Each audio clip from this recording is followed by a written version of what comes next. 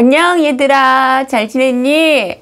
와, 오늘 선생님은 단풍이 이렇게 아름다운지 정말 오늘 너무너무 눈이 번쩍 뜨이게 행복했어요. 오늘 선생님은 이사야 7장을 묵상했습니다. 이사야 7장은 역사적으로 약간 설명이 필요해요. 열왕기하 16장에 보면은 르말라의 아들 베가 제17년에 유다의 왕 요담의 아들 아하스가 왕이 되니.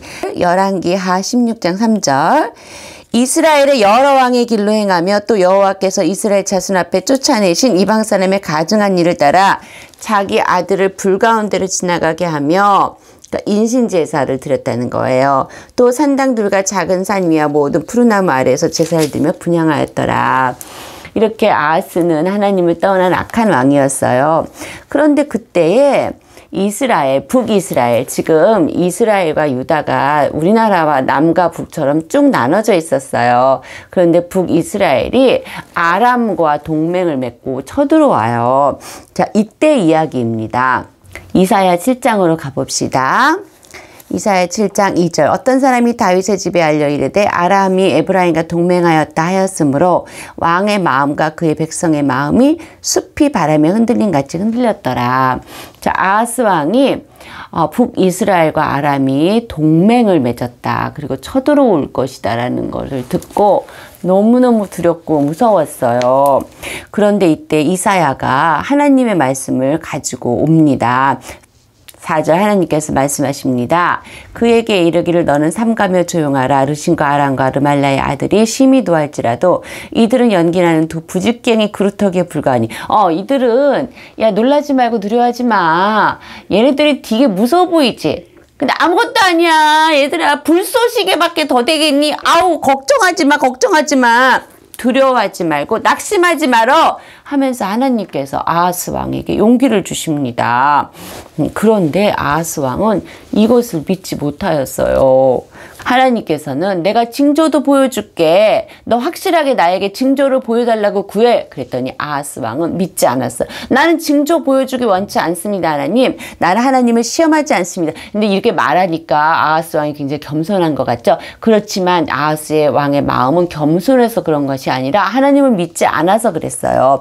그랬더니 하나님께서 14절 주께서 친히 징조를 너희에게 주실 것이라. 보라 처녀가 잉태하여 아들을 낳을 것이요 그의 이름을 임마누엘이라 하리라.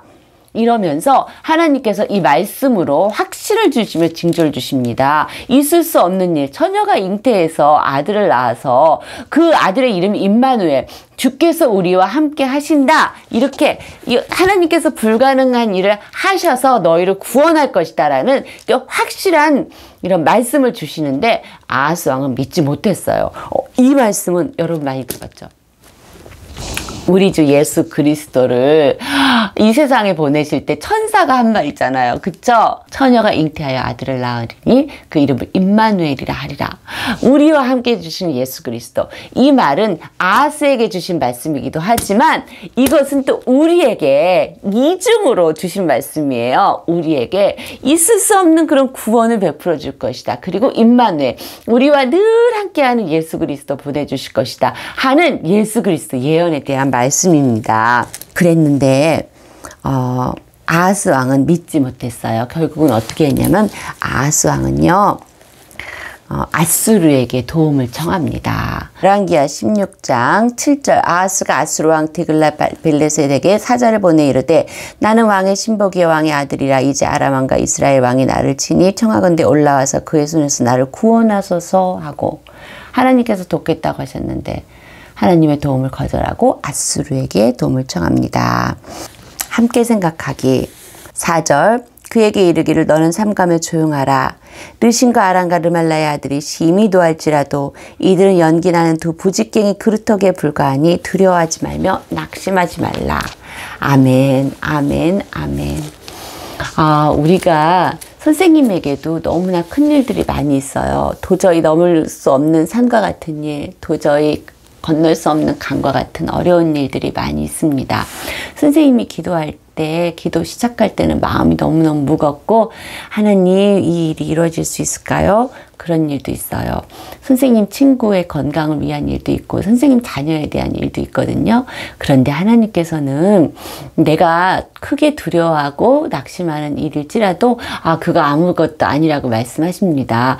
너한테는 그게 엄청 크게 보일지라도 그거는 야 불쏘시개를 쓰는 나무에 불과해. 아무것도 아니야. 두려워하지 말고 낙심하지 마. 야 암모년 걱정하지 마 하면서 하나님께서는 이렇게 말씀하시는 것 같아서 제 마음이 너무 위안이 되었습니다.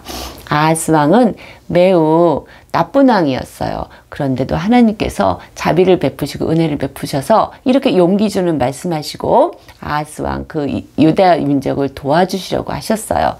하나님 아하스도 도와주시는데 저 암모년이도 도와주시겠죠. 선생님은 그런 마음이 들어서 마음의 용기가 많이 되었습니다. 또 하나 선생님이 묵상한 것은 아하스의 실수예요. 하나님께서 이렇게 용기를 주셨음에도 불구하고 아하스는 아스루에게 도움을 청합니다. 때로는 하나님께서 도와주신다고 말씀을 하지만 그 도움이 언제 나올까? 아이고 하나님의 도움은 또 언제 와? 돕기는 돕는다는데 이게 도운 거야? 되는 거야? 마는 거야? 밥이 되는 거야? 죽이 되는 거야? 하면서 하나님의 도움은 왠지 능력이 없어 보일 때가 있어요. 그래서 내가 그냥 그 일을 싹 해버릴 때가 있거든요. 주로 나쁜 일에 그렇게 돼요. 선생님이 이런 경험이 있는데 선생님이 어떤 교회의 어떤 자매하고 되게 안 좋은 일이 있었어요. 그래서 이 자매하고 어떻게 해야 될까 하다가 이 자매하고 내가 가서 이 자매에게 좀 따끔하게 얘기를 해줘야겠다라고 생각을 했어요. 그런데 잠깐 드는 생각에 하나님께서 문현아 그 자매하고 다투지 말고 싸우지 마. 내가 다 해줄게. 걱정하지 마. 이렇게 말씀하셨는데 선생님께서 이렇게 마음에 감동을 주셨어요. 그런데 선생님은 하나님 어느 천년에 하나님께서 그 일을 하세요. 하나님 맨날 하신다면서 안 하시는 것 같더라. 하나님 그냥 내가 가서 확 내가 말해버릴래요. 그러면서 선생님 그 말을 무시하고 그 자매를 불러내서 따끔하게 혼내줬어요. 그래서 아직도 그 자매를 안 보고 있고 너무너무 사이가 안 좋아졌고 너무너무 잘못했어요, 선생님이.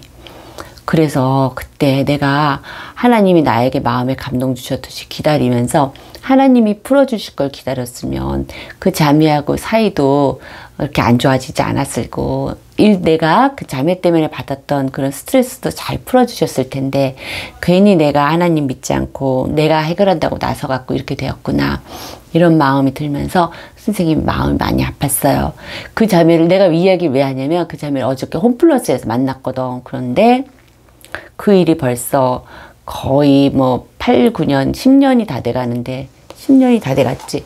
근데도 아직도 서로 굉장히 어색하고 왼수처럼 이렇게 됐거든요. 그래서 그게 생각이 났어요. 여러분 하나님이 해주신다 그러면 그 일 꼭 해주시거든요. 선생님처럼 또 아하스처럼 이렇게 실수 안 했으면 좋겠어요. 오늘 큐티가 대빵 길어졌다. 그리고 선생님이 자꾸 큐티 할 때 이렇게 왔다 갔다 이렇게 하더라. 이거 버릇이야 고치려고. 자 얘들아 안녕.